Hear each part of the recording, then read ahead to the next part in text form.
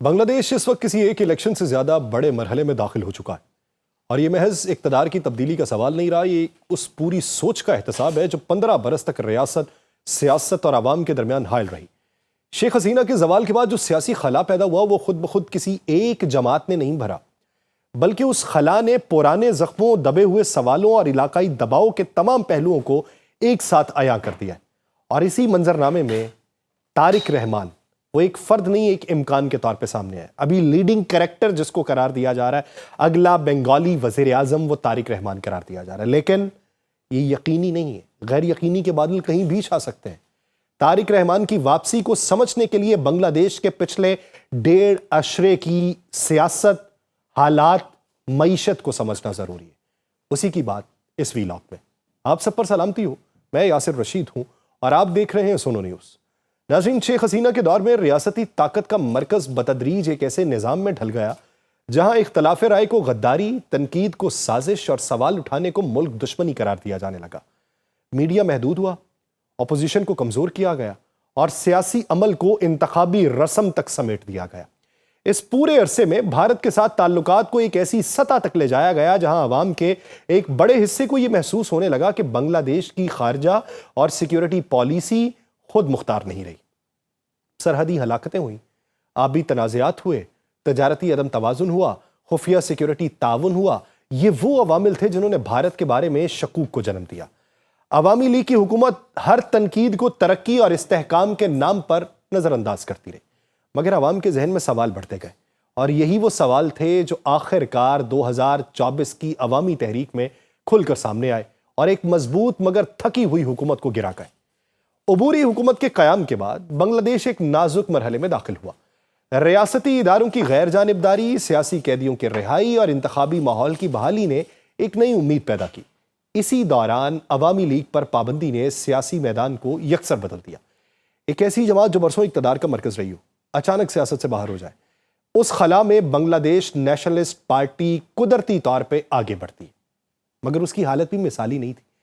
Be N P جو ہے اس پر برسوں جبر، قیادت کی غیر موجودگی اور اندرونی ٹوٹ پھوٹ کا منظرنامہ مسلط رہا۔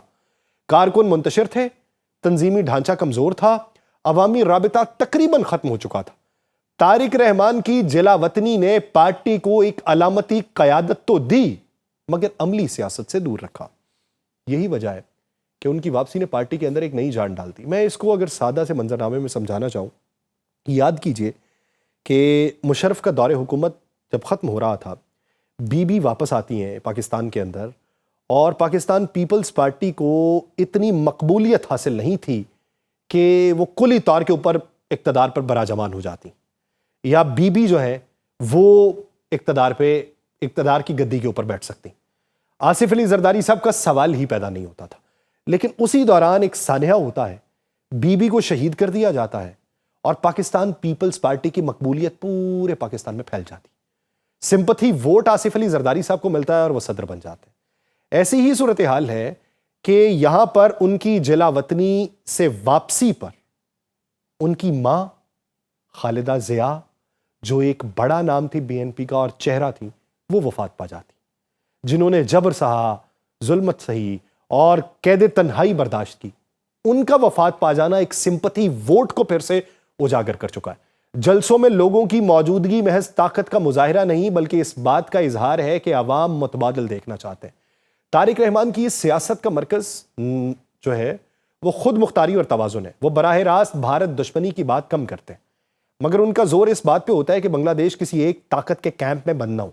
چین، خلیجی ممالک، مغربی دنیا اور علاقائی طاقتوں کے ساتھ تعلقات کو قومی مفاد کی بنیاد پر استوار کرنے کی بات کی جاتی ہے، اور یہ بیانیہ ان لوگوں کو اپیل کرتا ہے جو شیخ حسینہ کے دور میں بھارت کے بڑھتے ہوئے اثر و رسوخ سے ناخوش تھے۔ اس پورے منظرنامے میں جماعت اسلامی اور نیشنل سٹیزن پارٹی کا کردار بھی نظر انداز نہیں کیا جا سکتا۔ یہ اتحاد ایک مختلف سوچ کی نمائندگی کرتا ہے، جہاں مذہبی سیاست بھی ہے اور نوجوانوں کی انقلابی سوچ بھی، وہ جین زی جو ایک دوسرے کے قریب آئے۔ اگرچہ یہ اتحاد انتخابی لحاظ سے بی این پی کا بڑا حریف نہیں سمجھا جا رہا کیونکہ وہ برسر اقتدار رہنے والی جماعت تھی، مگر یہ ووٹ تقسیم کرنے کی صلاحیت ضرور رکھتا ہے، اور اس کا فائدہ یا نقصان کس کو ہوگا یہ ووٹر کے رویے پہ منحصر ہے۔ طارق رحمان پہ لگنے والے الزامات بھی اس بحث کا حصہ ہیں، مگر اس بار عوام کا رد عمل مختلف دکھائی دیتا ہے۔ لوگ ان الزامات کو ایک وسیع تر پس منظر میں دیکھتے ہیں جو ماضی میں لگے تھے۔ ان کے نزدیک اصل سوال یہ کہ کیا ماضی کی غلطیوں کے باوجود کوئی ایسا سیاسی راستہ ممکن ہے جو ریاست کو ایک فرد یا ایک ہمسائے کے تابع نہ رکھے؟ یہ سوچ بتاتی ہے کہ بنگلہ دیشی ووٹر اب شخصیات سے زیادہ سمت کے اوپر غور کر رہے ہیں۔ بھارت کے لیے یہ صورتحال غیر آرام دہ ہے۔ نئی دلی برسوں سے ڈھاکہ میں ایک ایسے اتحادی پہ انحصار کرتی رہی ہے جو اس کی سیکیورٹی اور علاقائی مفادات کو بلا چون چرا تسلیم کرتا تھا۔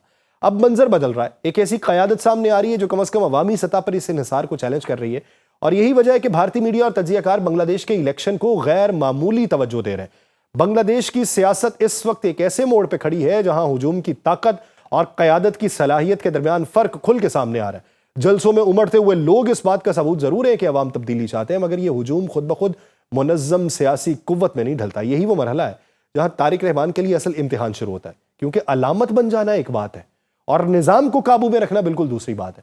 17 برس بعد وطن واپسی نے طارق رحمان کو ایک جذباتی برتری دی ہے، مگر اسی واپسی نے ان کے گرد موجود پردے بھی ہٹا دیے ہیں۔ لندن سے بیٹھ کے پارٹی چلانا نسبتاً آسان تھا کیونکہ زمینی سیاست کی سختیاں براہ راست سامنے نہیں آتی تھی۔ اب صورتحال بدل چکی ہے، ہر حلقے میں طاقت کے اپنے مراکز ہیں، مقامی قیادت کے اپنے مفادات ہیں، اور یہی وجہ ہے کہ پارٹی کے اندر بھی چہمگوئیاں ہونے لگی ہیں۔ درجنوں حلقوں میں سرکاری امیدواروں کے مقابلے میں اپنی ہی جماعت کے امیدوار کھڑے ہونا اس بات کا اعلان ہے کہ مرکزی قیادت کی گرفت ابھی کمزور ہے، اور یہ مسئلہ محض انتظامی یا انتخابی نظم و ضبط تک محدود نہیں ہے۔ بی این پی کے لیے سوالات کھڑے ہوئے ہیں۔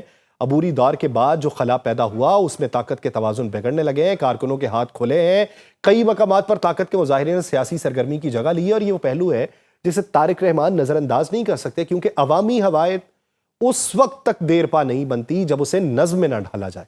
طارق رحمان کا سب سے بڑا سہارا ان کا خاندانی ورثہ ہے۔ ان کے والد ضیاء الرحمان کی یاد آج بھی بنگلہ دیش کے ایک بڑے طبقے میں زندہ ہے، خاص طور پہ ان لوگوں میں جو ریاستی خود مختاری اور قومی وقار کو اولین ترجیح سمجھتے تھے، مگر یہی ورثہ ان کے لیے دباؤ بھی ہے۔ عوام لاشعوری طور پہ ان سے وہی کرشمہ، وہی فیصلہ کن انداز اور وہی قوت قیادت دیکھنا چاہتے ہیں جو ان کے والد اور والدہ کے نام سے جڑی ہوئی ہے۔ سیاسی تجزیہ کار اس نقطے پہ زور دیتے ہیں کہ یہ الیکشن طارق رحمان کے لیے محض اقتدار کی دوڑ نہیں ہے بلکہ شناخت کی جنگ ہے، اور اگر وہ کامیاب ہوتے ہیں تو یہ فتح وراثت کی نہیں بلکہ ان کی اپنی سیاسی اہلیت کی مہر سمجھی جائے گی، اور اگر وہ پارٹی کو قابو میں رکھنے میں ناکام رہے تو یہی ورثہ سوال بن کر ان کے سامنے کھڑا ہو جائے گا۔ یہ تمام صورتحال بھارت کے لیے بھی ایک مختلف چیلنج پیدا کر رہی ہے۔ نئی دلی کے لیے بنگلہ دیش کی سیاست اب اتنی قابل پیش گوئی نہیں رہی جتنی شیخ حسینہ کے دور میں تھی۔ ایک طرف بی این پی کی قیادت قومی خود مختاری کی بات کر رہی ہے، دوسری طرف پارٹی کے اندرونی اختلافات ایک غیر یقینی کیفیت بھی پیدا کر رہے ہیں، اور بھارت کے پالیسی ساز اس بات سے بخوبی واقف ہیں کہ اگر ڈھاکہ میں ایک مضبوط مگر نسبتاً خود مختار حکومت آتی ہے تو سرحد تجارت اور سیکیورٹی کے معاملات پر پہلے جیسی نرمی باقی نہیں رہے گی۔ اسی لیے بھارتی میڈیا میں طارق رحمان کو کبھی غیر تجربہ کار، کبھی متنازع اور کبھی غیر مستحکم قیادت کے طور پہ پیش کیا جا رہا ہے، اور یہ بیانیہ محض تجزیہ نہیں ہے بلکہ ایک دباؤ بھی ہے تاکہ بنگلہ دیش کے اندر شکوک کو ہوا دی جا سکے۔ مگر زمینی حقیقت یہ ہے کہ عوام کی ایک بڑی تعداد اب کھل کر یہ سوال اٹھا رہی ہے کہ آیا ملک کی سیاست دلی کے اشاروں پہ چلے گی یا اپنی سمت جو ہے وہ خود متعین کرے گی؟ یہیں سے کہانی جو ہے وہ صرف طارق رحمان کی نہیں رہتی بلکہ پورے بنگلہ دیش کی سمت کا سوال بنتی ہے کہ کیا یہ ملک ایک مضبوط مگر منقسم جماعت کے ساتھ آگے بڑھے گا یا اندرونی تضادات اسے کمزور کریں گے؟ کیا عوامی جذبہ ایک منظم ریاستی ویژن میں بدل سکے گا یا پھر طاقت کے مراکز دوبارہ پرانے سانچوں میں ڈھلیں گے؟ یہی وہ سوالات ہیں جو اس الیکشن کو عام انتخابات سے کہیں زیادہ اہم بنا دیتے ہیں۔ یہ تو ہے طارق رحمان کی پوزیشن کہ طارق رحمان کے لیے آگے بڑھنے کے مواقع کتنے ہیں۔ اگلے ویلاگ میں تذکرہ کروں گا کہ جو اس کے متبادل اتحاد ہے اس اتحاد کی قوت کیا ہے اور اس کے نتائج کیا ہو سکتے ہیں۔ کیا طارق رحمان اگلے وزیر اعظم ہوں گے یا پھر دوسرے اتحاد سے کوئی بڑا نام سامنے آئے گا؟ مجھے دیجیے اجازت، اللہ نگہبان۔